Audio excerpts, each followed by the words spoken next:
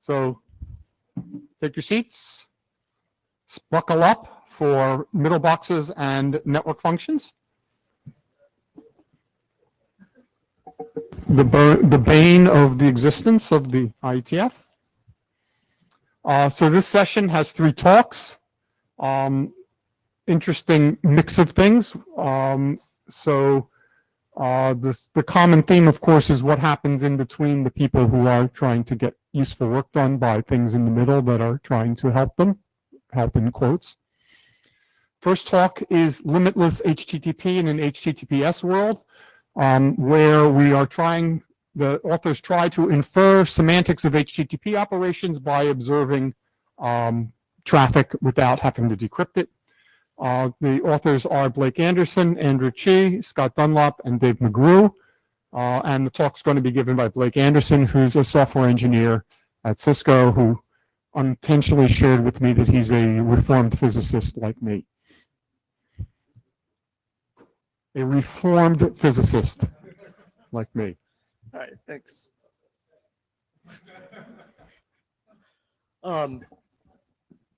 Yeah, so I'll just jump into it. So the goal of this work, there's like 2 goals really, but the specific goal of the work that I'm going to be going over in this talk is that given a stream of TLS application data records, we want to be able to infer which records have which specific HTTP frames, the frame types. And then for the subset of those application records that contain headers frames, we want to be able to make even more detailed inferences about the HTTP headers that are inside that frame. And in some cases, we want to be able to say what were the actual values of those HTTP headers. And a higher level goal, which I'm not going to really spend too much time on, but given those inferences, so given the fact that we can annotate a TLS session with this information about where the headers are and what those specific HTTP fields and values for those headers, what they actually are, how can we use this? And in the original CodaSpy paper that this talk is based on, we presented it in 2 ways, where what can a defender do and what can an attacker do? From the point of view of the attacker, it's mostly centered around website fingerprinting. From the point of view of the defender, it's mostly centered around identifying malicious communication, malicious websites, and doing things like identifying data exfiltration by matching the sizes of the data objects downloaded or uploaded versus something that's in a contextual database. And so the motivating factor for all of this is what many enterprises look like today. It's very generic, cartoonish picture, but we have some set of clients that are internal. They want to talk to the internet, so there's a man-in-the-middle proxy in between those 2 that will decrypt the traffic and make sure that it's good and then send it on its way. And basically, this work is saying if we eliminate the man-in-the-middle box and we want to do how many of those features can we get away with by passively observing the TLS traffic? Can we ensure that there's not malicious communication, that sensitive data is not leaving the network, with the hope that if we can get close enough, then we wouldn't have to rely on man-in-the-middle boxes, at least for all the functions.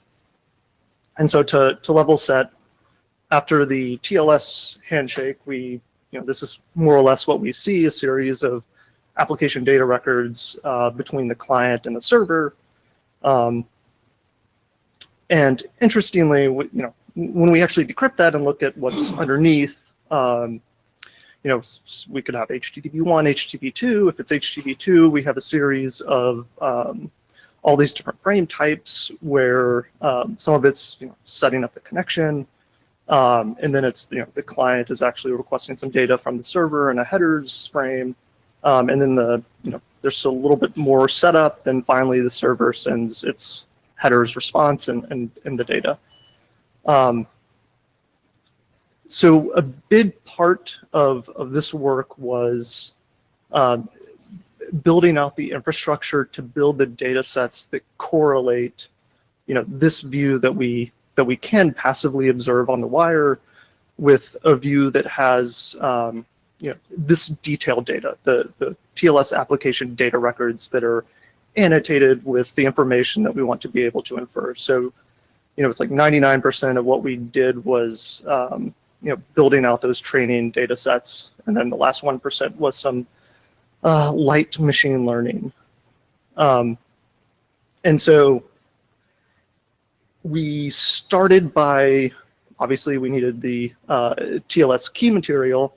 And, interesting, Andrew Chi did most of this work. And I asked him, given a memory dump, go find all of the TLS master secrets and do all these like entropy type things. And I thought it was going to be like a summer-long project. He came back that afternoon and was like, oh, here's like 3 or 4 regular expressions that will get you all of this data. And it worked out really well. So yeah, he defined a couple of regular expressions for S-channel, OpenSSL, and NSS, which gave us the majority of what we needed. So, we took that and we started transitioning it. So to extract the key material, we do one of 2 things. So for Firefox and Chrome, we just use the SSL keylog file environment variable. Obviously, it's a lot easier. And then as a more general approach, given a memory dump of either a process or a virtual machine, we will use all of the regular expressions to extract those master secrets. And Scott Dunlop took some of Andrew's work and tuned it and was able to get it to run in about 400 milliseconds for a 1 gigabyte memory dump, which is what we did for the standard setup for the malware analysis sandbox, which I'll get to in a minute. And from there, we had a Python program that we wrote that would take the master secrets and Tor AES keys, and it goes through and decrypts all of the traffic so that we get a nice JSON file that says application data record contains these HTTP headers. And then for Tor, it was an interesting, the code is actually really ugly. So the Tor, the outside layer, is normal TLS application data records. And when you decrypt that, you start to see all of the Tor cells. In this case, it's the relay data cell. And so here you need to maintain a list of all of the AES keys, and you need to know the proper order, which we just brute force. And then finally, we'll get the TLS protocol, which again, we need to decrypt that with the TLS master secret to get that association between the HTTP headers and frame types that we care about and the outside TLS application data record. And we had 2 main avenues to get this data. So one of them was a decryption lab that we set up with Chrome, Firefox, and the Tor browser, where we would just, we got the Alexa top 1,000 websites and just pinged each one of them and collected, all of the initial sessions and all of the ancillary sessions that happen, along with all of the key material. So either SSL keylog for Firefox or Chrome. For Tor browser, we took memory snapshots every 2 seconds, which seemed like a pretty good trade-off. We got the majority of the both the AES keys for Tor and the TLS master secrets for the Firefox processes. So the malware sandbox is the other set of experiments, or the other large data set that we used. And this is a production malware analysis sandbox running Windows 7 and Windows 10. Samples were allowed to run for 5 minutes. And then at the end of the 5-minute run, the memory dump from that virtual machine was post-processed to try to extract all of the TLS master secrets from major TLS libraries. And you would think that approach would work poorly because, at least initially, we thought that the TLS master secrets would be mostly zeroized. It turned out that wasn't the case, and it's right around 80% of the TLS sessions. And that's 80% of the samples and 80% of the TLS sessions, so samples and sessions are relatively close to each other, but we could decrypt the majority of the data, so we were able to actually get the key material for most of the sessions. And then we ended up with 4 main data sets, so Firefox and Chrome, Tor, and malware. So the Firefox, Chrome, and Tor data sets are slightly different from the malware data set, and the biggest sense is that they're all relatively homogeneous. So all Firefox connections are obviously going from the same version of Firefox. The malware data set, on the other hand, has a wide variety of different TLS libraries and applications. The standard Windows S channel types of TLS connections were by far the most prevalent. They were about 60% of the data set, and then there was kind of a long tail between, a long tail to finish it off. And right, so to recap, we have our data sets. They're well labeled. We're able to associate the encrypted data features that we would see on the wire with the unencrypted data features that we want to infer. But we still need that extra step of like what actual data features are we going to feed into our machine learning algorithm. And after some trial and error, not too much trial and error, we kind of settled on this set of data features. And the important thing here is that there is a sense of locality for each data feature. So if we're trying to identify HTTP headers for a specific application data record, we would take the number of packets in that application data record and other things like TCP push flags and packet sizes in bytes. But we would also take the set of data features from the previous 5 application data records. And so this could be things that are in the actual handshake. And then the TLS records from the following 5. And they could be 0 if it's at the end of the session. And that locality really does help.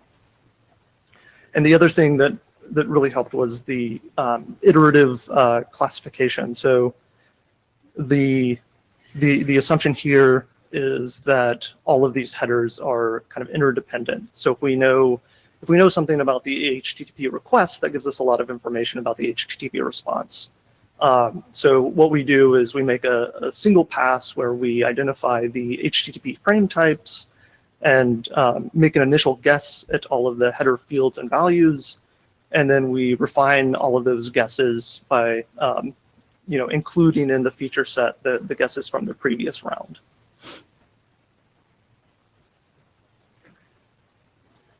Right, so to talk about the actual inferences that we wanted to make, so the data sets that we collected, at least for the Chrome, Firefox, and Tor browsers, they had limited variability in the requests. So a lot of the results in the paper are more server oriented. So that was one of the limitations. And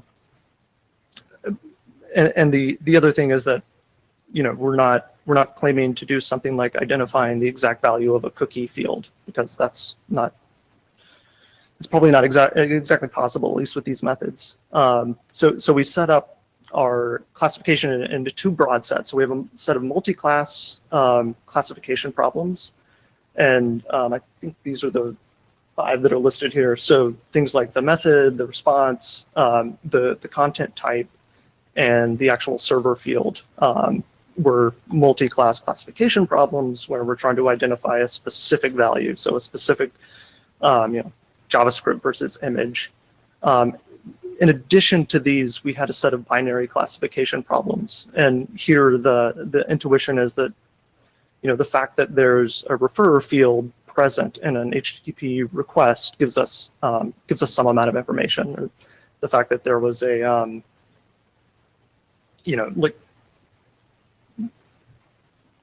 a cookie field, yeah. So a cookie field also gives you some amount of information, and you can actually get it's It's difficult to get the actual values for these, but determining their presence was significantly easier for these techniques. All right, so I apologize. This is a little bit of an overloaded slide. This is kind of summarizing all of the results that we did. We broke it out from HTTP 1.1 and HTTP 2, and there were two main sets of experiments. So there was one experiment where we divided the training and the testing set by weeks. So we took 1 week of data to train, and then we took the second week of data to test. And the other set of experiments used an SNI-based split, where no two SNIs were in both the training and the test set, and they were relatively even. There are many interesting observations like in this data set. One of them being that we can do a really good job of identifying message types. So we can, with relatively high confidence, we can say, this packet has a HTTP request versus data versus ping frame, etc. The other interesting thing is that even for some of the more difficult multi-class classification problems like server identification, which actually isn't on this, it's in the paper, we're able to do surprisingly well, especially in the non-SNI-based data set. So if we were doing time-based splits, which it is reasonable, especially for some of the servers that don't really change that much.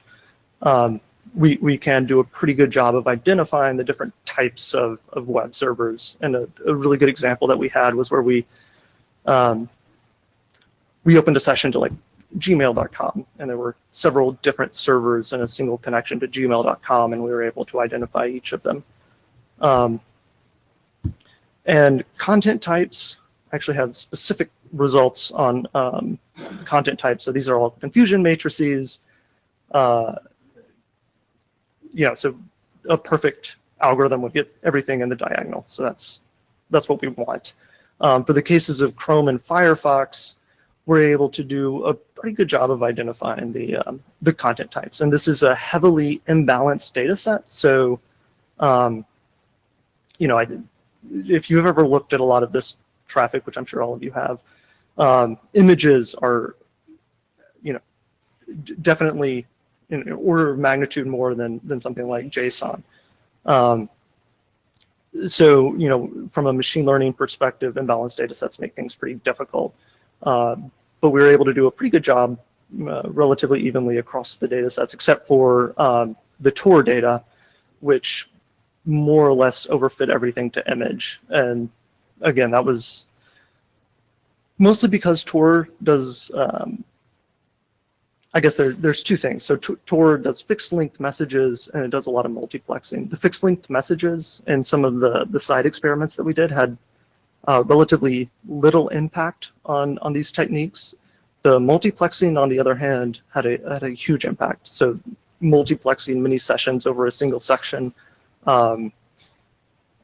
is probably the most valuable defense to these type of techniques. So quick conclusions. By far the most important part of all of these experiments was building the ground truth data sets. So if you're willing to invest a lot of time into coming up with a very varied representative data set that can actually link the things that you care about, so that the application data records and the unencrypted HTTP headers, actually defining the machine learning algorithms to take advantage of that is relatively easy. Like I just said, fixed length records, they don't make these techniques work better, obviously. But really the biggest thing was the multiplexing in terms of a deterrent. And then finally, so the results are most certainly client dependent. In the paper, we looked at training the classifier on Firefox data and testing on Chrome data and vice versa. And it does relatively poorly. So it's definitely leveraging some of the artifacts of the specific browser. So to actually make these techniques efficient and like production, you would need to have like a pre-processing step where you do something like TLS fingerprinting to identify the actual TLS library in use, and then bring in the right model to identify these features. That's it. Great. Questions, folks, please come to the mics.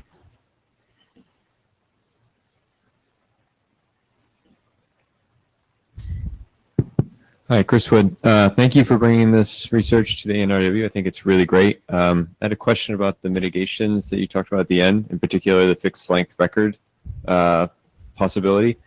Did you do any experiments with perhaps what is a, it all depends on a lot of conditions, a lot of variables, what is a good size for that fixed length, and whether or not it needs to be applied in both directions the same way, like from client to server and server to client? Or did you just take like Tor's implementation or Tor's fixed length and infer from that? So I just took Tor's fixed length, and to give a little more intuition, I did some relatively artificial experiments where I created new data sets where each TLS Tor session only included one TLS connection. So more or less like you would see from TLS on the wire. And in those cases, Tor did not give you anywhere near the same protections as the multiplexing case. So that's where that intuition comes from. I haven't looked very much at varying that size of fixed length records. Right, thank you. Hi, Pat McManus. Thanks for doing this. This is really interesting. I'm curious, sort of just from the last slide where you talked about the level of fingerprinting, being used to classify the data as the trainer, and then where you can kind of, apply the results. And the emphasis on the client side, sender is doing like the bulk of the sending. Why don't you think that has a bigger sort of influence on how that happens?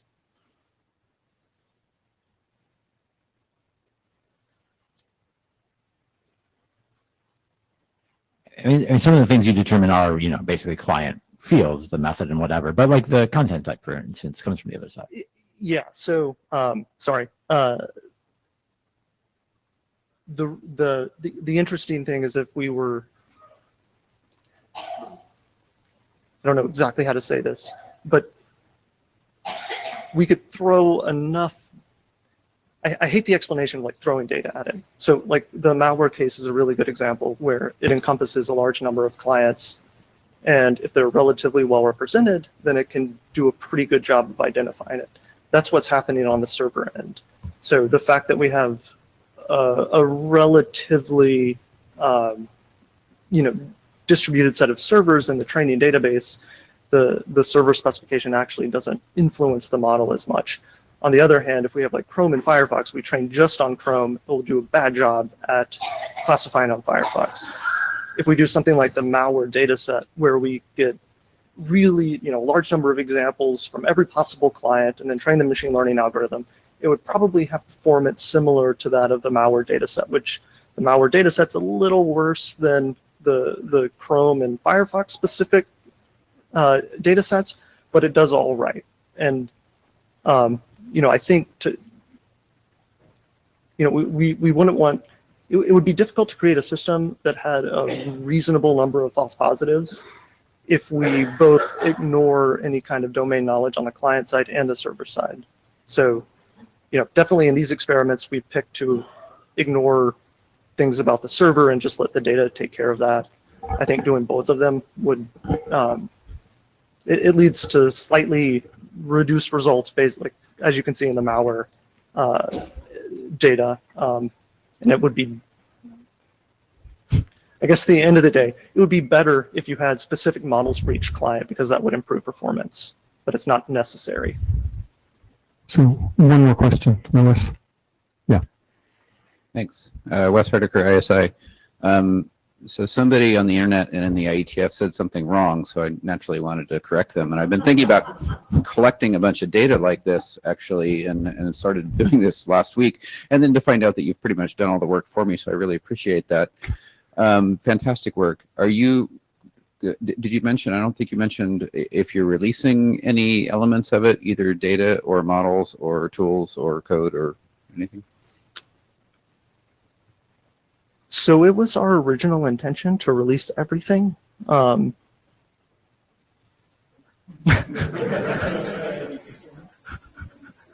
That's about the answer I expected.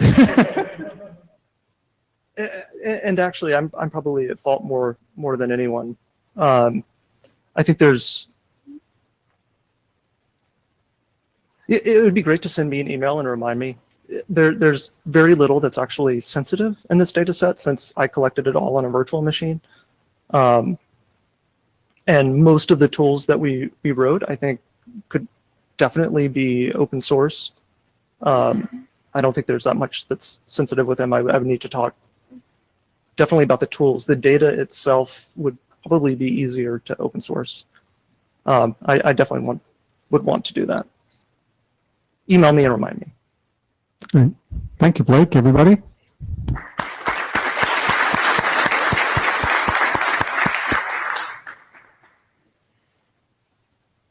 So our next talk is on flexible middle box implementation in user space.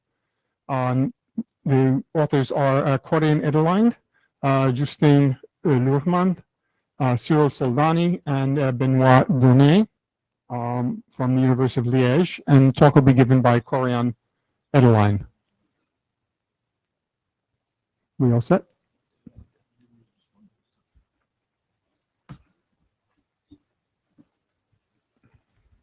It's missing the images. Oh, that's not good. Okay. Let's hope the battery does. You'll talk fast. We're worried that his battery might die because his AC adapter is a little flaky. So there'll be some motivation to talk fast. Okay. Take it away. Yeah. Hang on.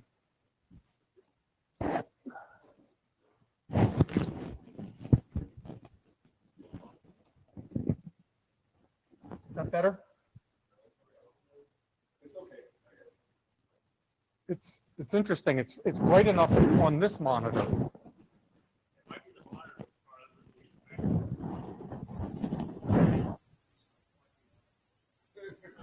Okay. So Corinne's a PhD student at the University of Liège and works on middle box classification, impact on transport protocols, published a bunch of stuff, and will be defending his thesis later this year. So come back and circle around with him when he's done. Go ahead. Okay, thanks for the introduction. So our paper is entitled MMB, Flexible High-Speed User Space Middle Boxes. So I'll start with a bit of context. At first, there was the end-to-end internet where Alice and Bob could exchange packets while being unsure that they would remain untouched in transit. Then middle boxes happened, and now packet exchange by Alice and Bob are crossing various types of middle boxes, from network address translators to various kinds of tunnels, firewalls, TCP accelerators, and so on and so forth. So originally, most of those middle box appliances were implemented into dedicated hardware, but with the rise of virtualization and containerization, there's more incentives in being able to do it on commodity hardware. So the straightforward way to do it would be to rely on the kernel packet processing functions, but unfortunately it was shown to be a bit too slow to sustain high-speed packet processing. Plus it is missing a lot of potential optimizations, such as packet batching or more efficient use of caching and many more. And one might ask, why not do it in user space directly? Well, first and foremost, because there's no direct access to the network controller. You have to go through a system call, which involves a context switch, which involves an extra overhead that we just can't afford. Plus, it relies on the SKBuf structure to store packets, which is very complex, and it's not really in line with packet batching or batch processing. But fortunately, there is DPDK, which can be understood as a user space friendly driver for the network controller.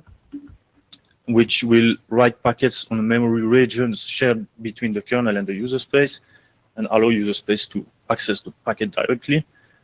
Plus, it relies on a special data structure that are specially crafted to handle packet batching. So this opens the way for user space middle boxes and for adding more optimization and flexibility to it. So this is a short state of the art of existing kernel bypass framework. First, there is Click, which is one of the first to introduce modularity in the form of click elements, which are sets of related packet processing functions that the user should combine together to create its own packet processing pipeline. But it is kind of old and it's not much optimized. Then there is PF-ring, which I'm not improving the performance of packet capture, but this is too narrow for us. Then there is route bricks, which is the first step in extending Click to optimize it, to introduce parallelism support to it. There's also packet shader, but it relies on a GPU, which is out of scope for us. Then there is double click, fast click, and middle click, which are successive extensions of Click, which each introduces new optimization techniques. There is notably Click NP, which is the fastest here, but it relies on FPGAs, which are out of scope once again. And then finally, there is VPP, which is modular, inspired by Click, but not an extension of it, which has support for a lot of optimization techniques and runs on commodity hardware. So it stands for vector packet processing. It relies on DPDK, but it's not a requirement. There are alternatives. It has support for RSS, zero copy forwarding, and many more. It relies on the packet vectors paradigms. So it has native support for packet batching. And it has a node-based approach similar to Click. And additionally, it gives special attention to low-level optimizations such as caching and pipelining. So this is an example of an out-of-the-book example of a VPP dual loop.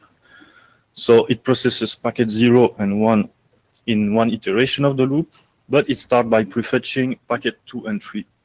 So not only will it subtract the processing time of packet 0 and 1 to the memory access time of packet 2 and 3, but given the packet vector paradigm, the node-based architecture, and the nature of the CPU cache, it will in fact amortize the cost of memory access to the entire packet vector. And knowing that memory access is a major bottleneck in software, this is a major improvement. Plus, it processes two packets at a time, and this is done to leverage more hardware pipelining, which is basically anticipating the next instructions, and unpredictable jumps makes pipelining lose a few clock cycles. So by explicitly unrolling the loop, you can avoid losing clock cycles needlessly. And the last loop is simply processing the remaining packets. So we choose to rely on VPP to implement MMB, which is a middle box plugin for VPP, which has the following goals. It should be able to handle various middle box policies, from firewalls, network address translators, or more complex traffic engineering policies. It should be fast, even with tens of thousands, 100,000 rules. And it should have, if possible, an intuitive CLI. So this is an overview of the grammar for rules addition. You can add stateless or stateful rules. You can match on any combination of fields. And you can apply any combination of actions from modification, addition, stripping, mapping, shuffling, and dropping. So those are the two MMB nodes in the VPP forwarding graph. So we fetch a packet into the classification node, and then depending on the outcome of the classification, we forward packets either to the error drop node, to the rewrite node if needed, or to the next node in the VPP graph, which is IP4 lookup. And we rely on binary operations to perform classification and rewriting. Plus, we rely on a mask-based approach which means that we do not consider single fields, but rather a combination of fields to reduce the complexity. So this is an overview of the processing path of the plugin. So we fetch a packet vector. We test each packet against each table. There is one table per mask, which contains all keys for the rules of using this mask. Then we test them against the more complex matching rules, for example, TCP options, which cannot be done using masks. And finally, we test the packets against the connection table. And if needed, we update the states of the flows. And when needed, the packet vector is forwarded to the rewrite node. The simple rewrites are done in constant time, and then the more complex one, the TCP options again, are done afterwards. So we compared the performance of MMB to 3 state-of-the-art solutions. Fast click, already introduced. It's an extension of click designed to be fast. Then there is Express Data Pass, XDP, which is an in-kernel solution that relies on extended BPF, which allows to do packet classification in the kernel, and it also adds support for flow tracking tables, hash maps, and it's supposed to be fast, and IP table for completeness. So we configured our testbed into 4 setups: direct, indirect, PCI pass-through, and a bridge setup. The direct setup is simply the 2 traffic generators directly connected to evaluate the bottlenecks and the baselines. The indirect setup with the frameworks running in bare metal on the device under test.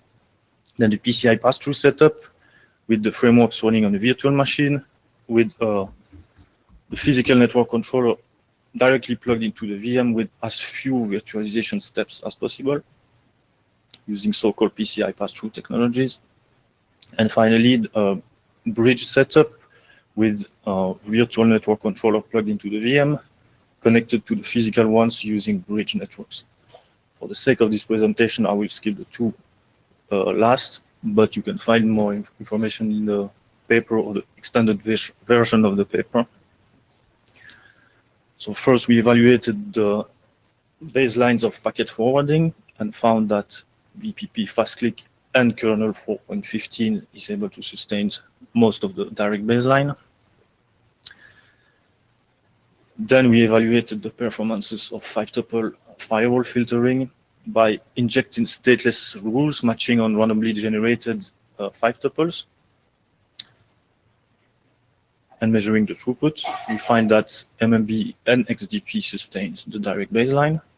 Surprisingly, fast-click doesn't, because there are performance issues in one of the components. And surprisingly, IP tables on kernel 4.15 sustain the direct baseline for up to 1K rules. Then we evaluated a scenario of stateful flow matching, where we inject similarly stateful rules matching on randomly generated 5-tuple, but here we make sure that each flow matches at least one rule so that the states of each flow is maintained. The results are pretty similar. We find that MMB and XDP sustains the direct baseline. Fast-click this time sustains 85% of the direct baseline, and IP tables behave similarly to the stateless scenario. And finally, we tested the TCP option parsing scenario where we match on randomly generated TCP option kinds.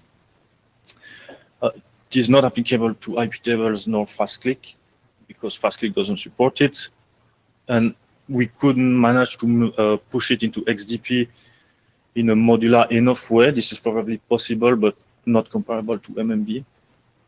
So we only evaluated MMB here, and we found that it is stable with up to 78 different TCP options, which realistically is fairly enough.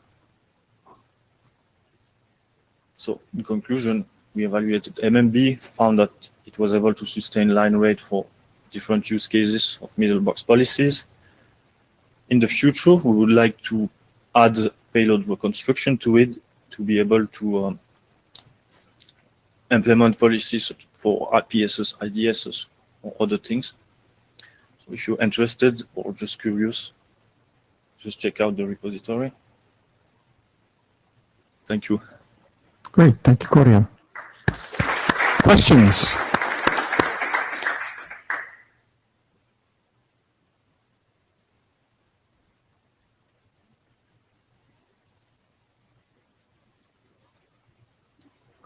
Can't tell whether you're headed out or to the mic. Here comes somebody. Hi, Tom Herbert. So some of this actually ties in with a presentation we're doing tomorrow on deep dive into NICs. We're definitely going to have smart NICs coming that can do a lot of this processing inside the NIC. So I think a direction for something like this might be how to leverage some of those advanced features. Because we know once you start pushing stuff down into the NIC, like the firewall rules, they'll perform better. So something to consider. Mm-hmm. Thank you. Anybody else? Great. Let's thank Corian again. Thank you. Glad your machine lasted. There you go.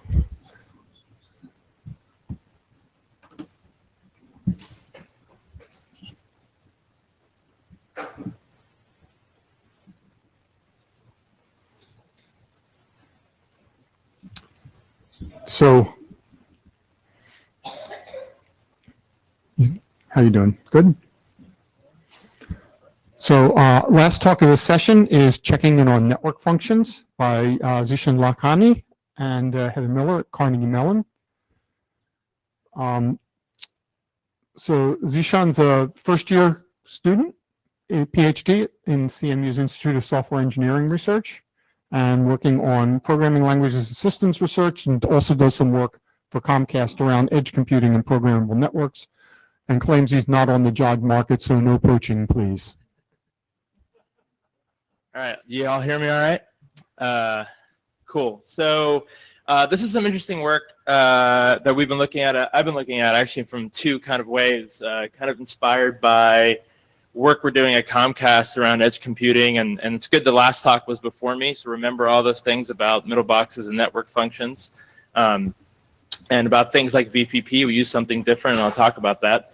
But we were doing all this work with IPv6, segment routing, variable data, and that kind of changed the way we thought about things. So in my research mind, I thought, well, how can I apply programming languages and software engineering research and tooling to doing these network functions?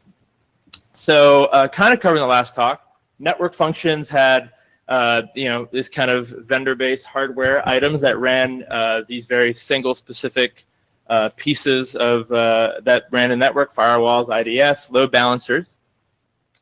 And then things kind of got recycled as we moved into the cloud and software. And so the way we thought about running these things, we ran them on nodes. There's really good work from people like Justine Sherry while she was at Berkeley, talking about how middle boxes have moved into the cloud. I mean, you see these things running in AWS now and all these kind of cloud providers. What we're really interested in, though, is the rise of how we're writing and modeling network functions, which is something probably maybe not everyone's interested in. I love higher level languages. I love functional programming. These were not the typical things I saw when I started writing network functions. But then there actually is a lot out there. So there are things like Pyretic, which comes out of the frenetic kind of lineage, which is a Python-based library for writing modular network functions. There's stuff like Slick that came out that lets you do interesting kind of pipelining for subsets of traffic. And then there's things like Netcat, which is this really cool semantic model for thinking about networks. It has proofs for soundness and completion. It seems really, really great and lets you do things like reachability analysis right in your code. For all these things that are really great, things are getting more and more complex. And even though you have these this great set of research that's coming out showing us how we can do certain things, it doesn't really cover a lot of ad hoc and kind of large scale ideas. Because now writing network functions is is dealing with complex routing and load balancing policies. So my work at Comcast is the kind of inspiration and impetus for us, like what we looked at from there. Traffic monitoring is a major thing. You have a lot around experimental new specifications, protocols, and headers. And then you have a lot of work. There's a recent, I think 2018 or 17, this paper called In-Network Computation is a Dumb Idea Whose Time Has Come. It's a great title. Talks about how they're doing aggregation and doing all these different kinds of views on computation in the network. So things are getting really complex. Can these frameworks that we have to write high-level code and network functions and packet processing, are we going in the right direction? So the motivation for us was, it sounds a little cheeky, because I come from web programming and application programming, was if I program in React, who here knows React, the JavaScript framework? Man, I'm definitely at a networking conference. But, you know, React is this major kind of JavaScript UI framework that's gotten a lot of popularity because it's a really great set of engineering work. It does really smart work about doing differentiation and moving toward immutability in how we write programs. But if I'm a React programmer, how do I write a network function if I don't know much about the lower layers and packet level computation that's available? And so say I start and I have a way to do that in these high level frameworks, maybe in like a language like Python, as we saw. How do we know what we're doing is right? I don't know much about this. This is not my background. I don't read IETF specs all the time. How do I do this? And then how can we iterate upon this and debug and kind of learn as we're writing? And so this might be scary for some, but maybe it's okay if all those React and JavaScript programmers start coming over to write network code. Maybe. The problem that is out there with what's available in these higher level abstractions is that there's limits of correctness. So Netcat, which is again this really great semantic model for doing network programming, it's gotten better. And you know, I'm basing this a little bit off the original work. They compiled down to code that had to work on the OpenFlow protocol. Again, that's great, but there's a lot of other protocols, of course, and even the original impetus of OpenFlow was like on-campus research and experimentation. And yet, if a new protocol comes in or experimental protocol is available, OpenFlow might not support it. And a lot of the case that I dealt with in coming up with this research was dealing with arbitrary ad hoc logic and variable linked data. Extension headers, extension headers, extension headers. So we do a lot of work at Comcast around segment routing. Other than there was some libraries that had implemented versions of the V6 segment routing header, there was not much. We had to write a lot of this ourselves. And then just imagine when you have multiple extension headers on top of each other. We're not just talking, you know, it can get pretty complex. And so dealing with how, if I update segments on the fly in the middle of the network over and over again, how do I change the packet length all the time? How do I deal with dynamic information around failure and reconfiguration?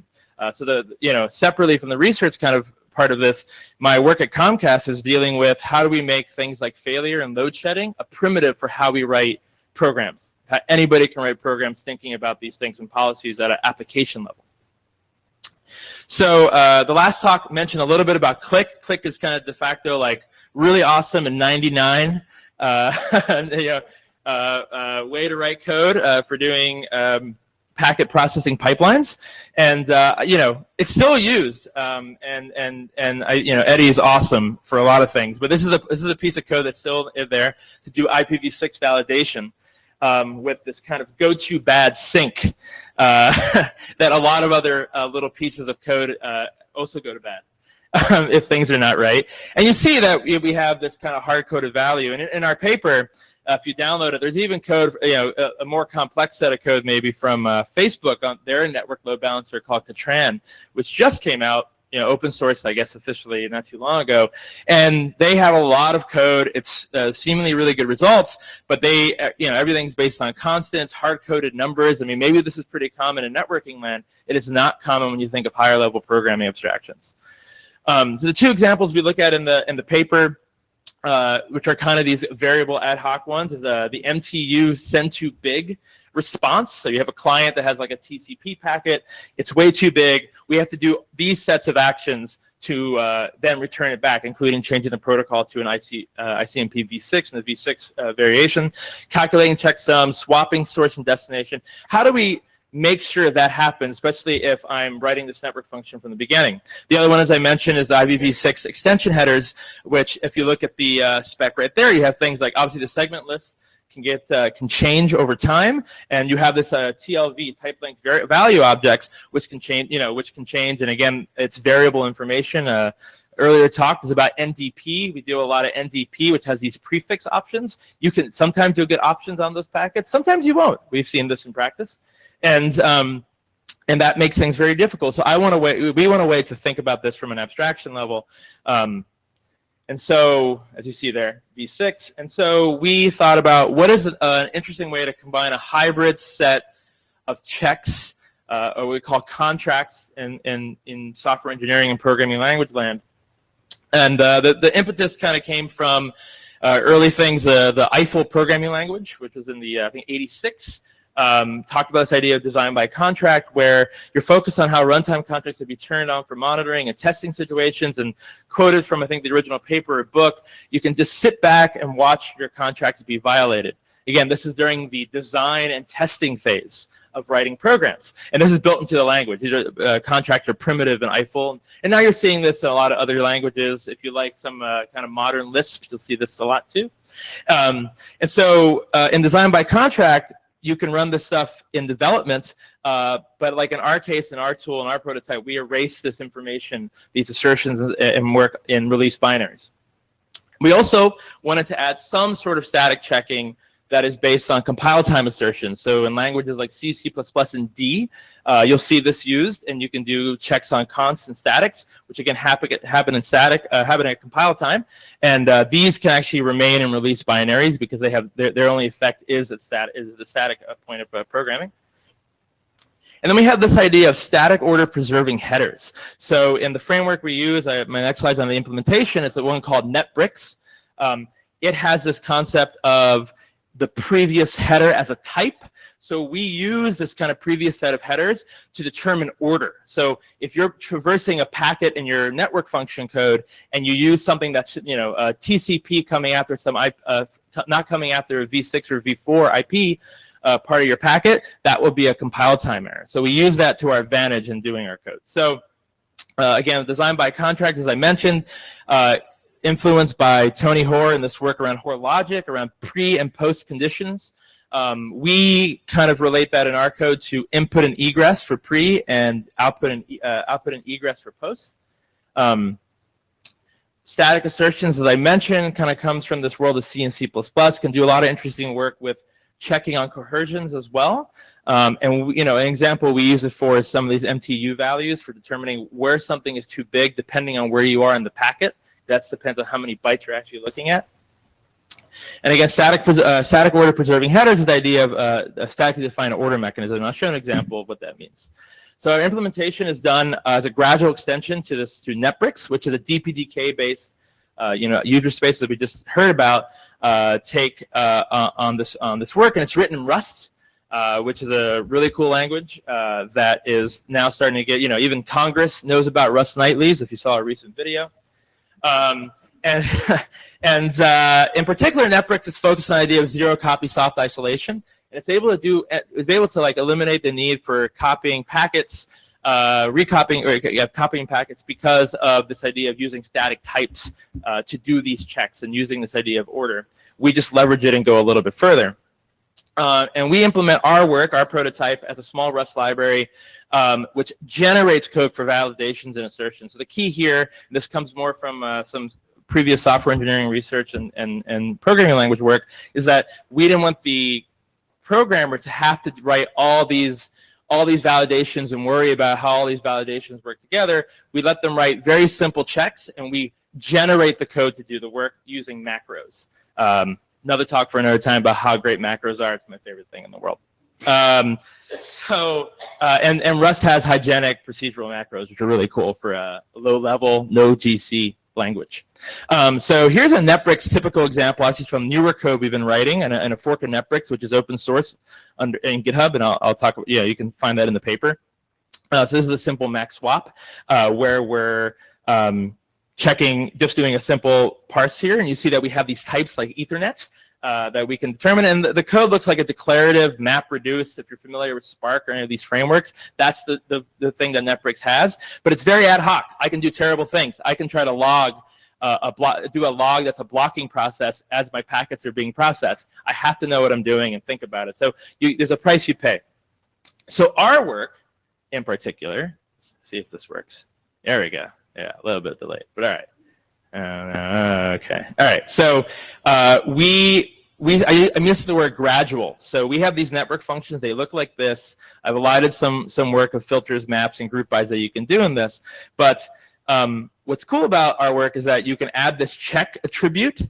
We will check this. We will be able to check that network function. If you're composing these functions, for example, if you don't put the check, we won't check it. Again, it's gradual. It's buy-in, and we can take old network functions, for example, and just add our code onto it. And if you don't want it, you don't get it.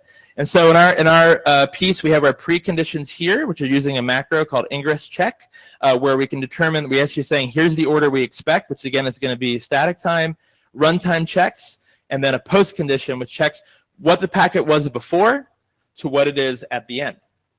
And so again, order is checked statically via trace or packet contents. We have pre-checks that validate incoming content and store content at runtime. And we have post checks that validate the transformed packet is correct. In this case, when I have an MTU send too big, I have a TCP packet, for example, that's too large. My return packet now should be an ICMP packet that is the right amount of bytes, 1280 in most cases, that is the right amount of bytes. And I have swapped destination and source addresses. I have swapped Ethernet addresses. And basically, this works again at design time and runtime. So our evaluation was pretty much looking at additional syntax, compilation time, and runtime overhead. Again, the focus has been on the design phase. So we look at syntax added. This is a very common software engineering thing you see in papers. Admittingly, I will say I kind of hate it, but I did it. And so we see that we don't really add many lines of code. Most of it really around configuration for adding some new libraries. But adding these checks is basically n to the amount of checks that you want to add for assertions. This one we feel is pretty important, which is that we have this tool. The goal is designed by contract, combining static and dynamic checks. But compilation time should not be affected. The same Rust program, the same netbricks function you should be writing without any of these generated code should be the same as with or without. So we show that actually in some cases there's no significance. We're actually faster. It means it just doesn't matter. And there is a runtime cost. So we're doing some work to do like order preserving headers. We're actually tracing the entire transformation of the packet header by header to make sure that in the code that we generated to make sure that the order is correct, for example, and we do a lot of runtime storing for the dynamic check. So as a packet comes in, we store all this information so we can use it for validation at the post condition. That does take time. So we have these runtime checks. Also, we're not using the most optimized data structure. But again, this is for design phase, and ideally you wouldn't be running this in production. You would only have the static assertions in production. So our future work, we've already started on some of this, is not just to run this kind of on your computer while you're designing programs and network functions. You can do this as part of a deployment model in CI, or already we have this running up in Mininet and ContainerNet, which we use heavily to run this up. You can run these as part of your simulation. We hope to further leverage static analysis of input programs, and we really want to bring in a lot of the work that we see in compilation now and even from UI tooling around interactive feedback, program slicing, and refinement using program refinement and constraint solving. So there's a lot of work in P4, which is used to write a lot of network functions to look at constraint solvers for work, but they tend not to go for these very ad hoc variable linked data examples, and we hope to actually show those. In practice, at Comcast, we use this netbricks library, and we've forked it and created kind of our own version. We've rewritten a lot of the runtime.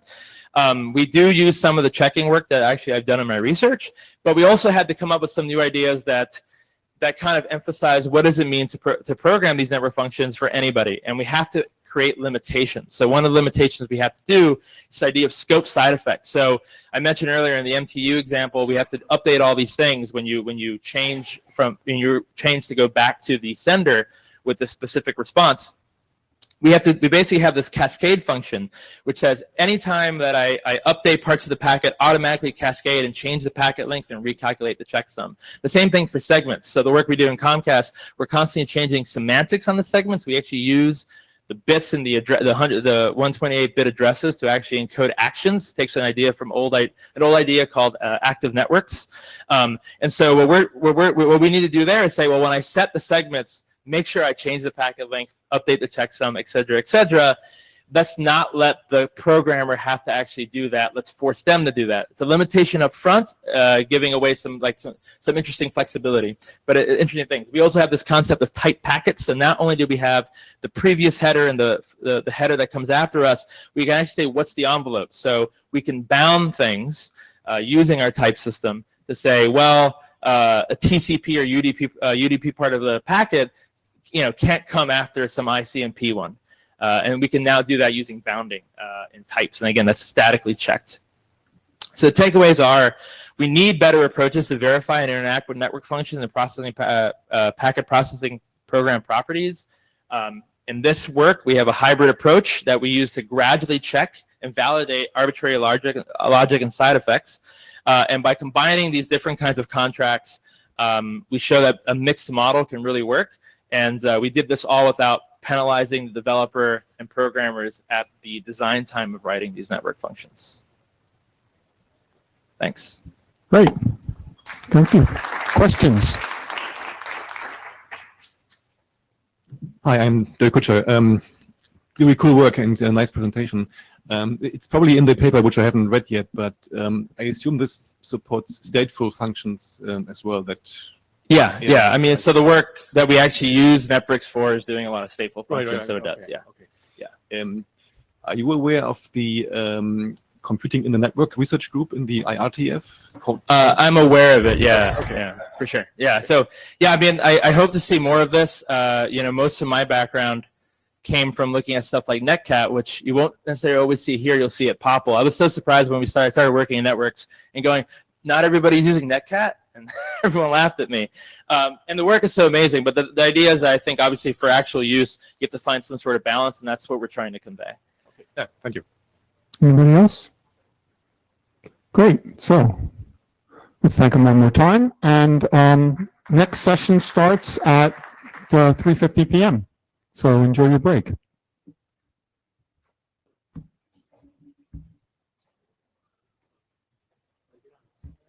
Yeah, you're good.